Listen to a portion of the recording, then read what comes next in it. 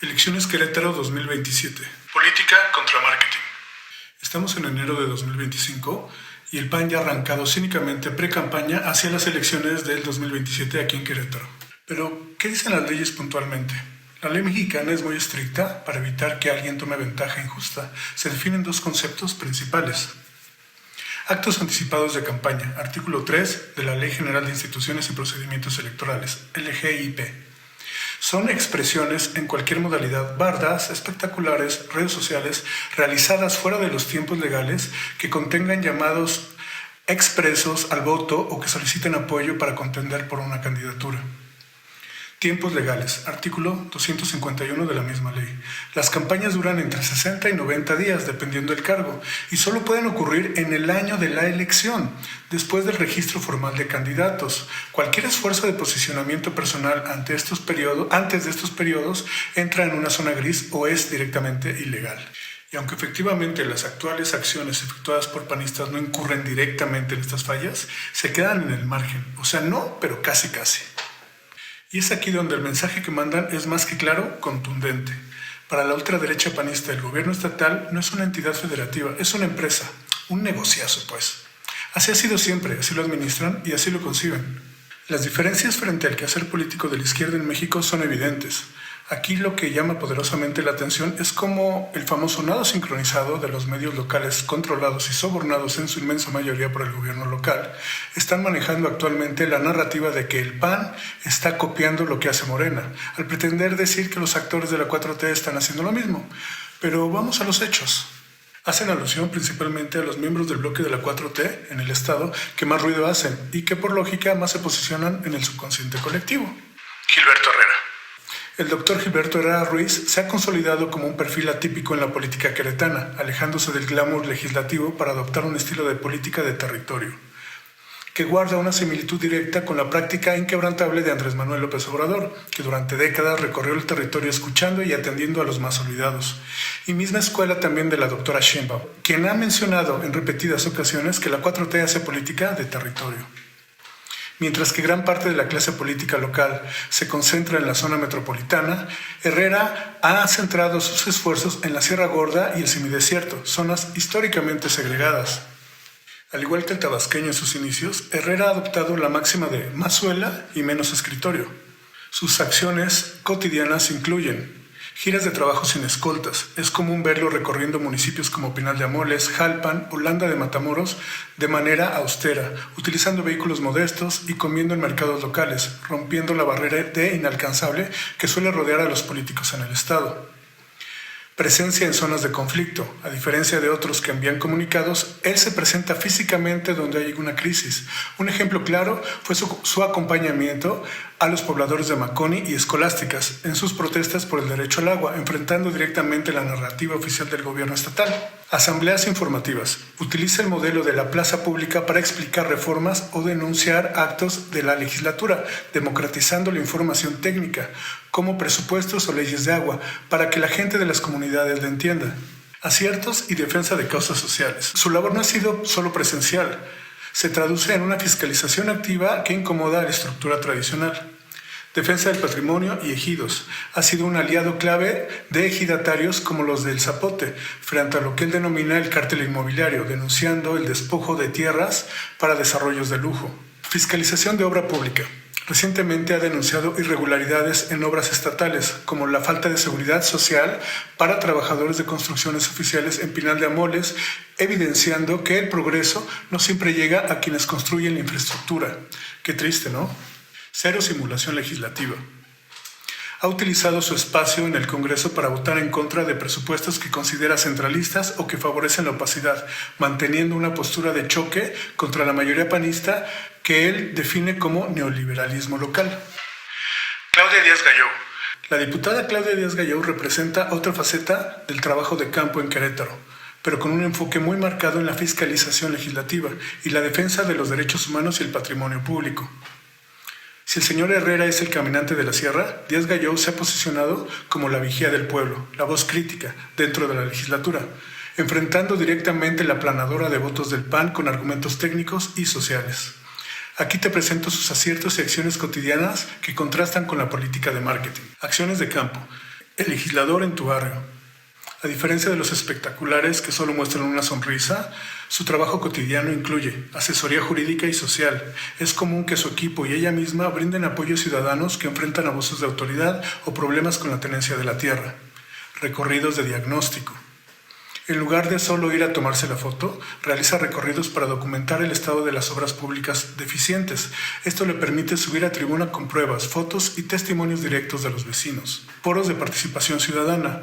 Ha organizado espacios para que colectivos feministas, ambientalistas y de búsqueda de personas tengan una voz en la legislatura que suele ser de puertas cerradas. Aciertos estratégicos y de identidad. Díaz Galló ha sabido conectar con un sector que el marketing tradicional suele ignorar o tratar superficialmente.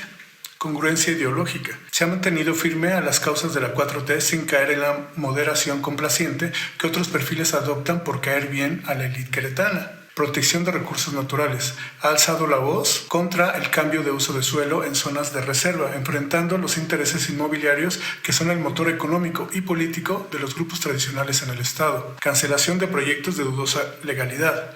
Jugó un papel clave en la cancelación de proyectos como el Batán, desglosando efectivamente el contenido de dicho documento y exhibiendo las abrumadoras inconsistencias y vacíos legales que, como bien sentenció, eran un cheque en blanco. Y más recientemente, la cancelación del plebiscito para la construcción del teleférico propuesta por el actual alcalde Felifer Macías, denunciando que era una propuesta igualmente vacía de sustento y de planeación, y un inminente gasto amañado, por mencionar solo algunos de los aciertos que ha tenido la diputada. Abse Fernando Flores. El enfoque de Abse Fernando Flores, el activismo permanente. A diferencia de los políticos que aparecen solo en vísperas electorales, su perfil se caracteriza por la continuidad. Defensa del patrimonio cultural y urbano. Ha sido un actor clave en la protección de barrios tradicionales y espacios públicos frente a la gentrificación y los proyectos de infraestructura que no consultan a la ciudadanía. Acompañamiento de movimientos sociales. Su presencia es constante en las luchas de los trabajadores, los maestros y los colectivos que exigen justicia. No llega a tomarse la foto, sino a formar parte de la organización desde la base. La formación política. Una de sus acciones cotidianas más valiosas es la capacitación y formación de cuadros. Mientras el marketing busca votos, él busca conciencias, explicando el porqué de las desigualdades en Querétaro. Aciertos y diferenciadores técnicos. Su labor suele enfocarse en desenmascarar las estructuras de poder que el PAN ha consolidado en el Estado. Denuncia de la ciudad para unos cuantos. Ha señalado con precisión cómo el modelo de desarrollo de Querétaro favorece a los grandes desarrolladores mientras que abandona a la infraestructura de los barrios populares y las comunidades periféricas. Conexión con el Querétaro real. Su acierto es hablarle al Querétaro que no sale en los folletos de turismo, al Querétaro de las carencias en transporte, el que le falte el agua en las colonias y el de la inseguridad en los barrios. Resistencia al maquillaje político. Frente a las bardas azules que prometen un futuro brillante, Abse utiliza la narrativa de la realidad cruda, obligando a la gente a contrastar lo que dice el anuncio con lo que vive día a día al salir de casa. ¿Qué ofrece el PAN? El PAN en Querétaro ha pasado de ser una máquina electoral a ser un gobierno que parece reactivo y desconectado. La crisis del agua, ley de aguas. Su mayor derrota ética intenta legislar el vital líquido desde una visión de mercado. Generó una resistencia social sin precedentes, recordemos Maconi y Escolásticas. La narrativa de progreso se rompió cuando la gente vio que el agua es para los nuevos desarrollos y no para las colonias tradicionales. En esta misma temática se inscribe el fracaso del proyecto El Batán, que fue sin duda el detonador para que la población de la capital hiciera conciencia de la radical importancia de la crisis hídrica y del nefasto cártel del agua, en el cual figuran varios personajes del Partido Azul. El transporte público, Crobús. A pesar de las constantes reingenierías, el sistema sigue siendo el talón de Aquiles. Las promesas de movilidad eficiente han chocado con la realidad de tiempos de espera interminables, lo que desmiente cualquier eslogan publicitario por las calles. La inseguridad creciente. Eventos violentos en zonas antes consideradas blindadas han perforado la narrativa de que Querétaro es una isla de paz. El marketing no puede tapar el miedo de la ciudadanía.